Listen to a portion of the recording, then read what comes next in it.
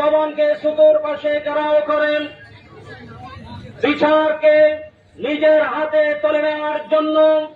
তারা সেই দিন রায়কে অমান্য করে 3 ঘন্টার উপরে প্রিয়জন ব্যাংকে তারা অবরুদ্ধ করে রেখেছিল। এরপরে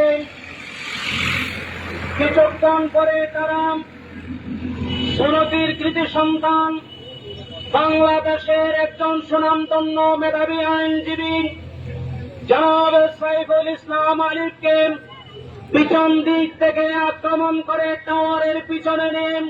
তারা নির্মমভাবে কোড়াল দিয়ে, কিরিচ দিয়ে, তরবার দিয়ে তারা ক্ষত বিক্ষত করে মাথার পিছনে আঘাত। মুয়াজ্জিন সংহতি পরিষদের পক্ষ থেকে আমরা সরকারকে এবং ইসকনকে এই আহ্বান জানাতে চাই, তারা যদি সামনে এই ধরনের কোন কর্মকাণ্ডে যদি লিপ্ত হয়, বাংলার জমিনের তৌহিদি জনতা কখনো তাদেরকে আর বিন্দু মাত্র ছাড় দিবে না।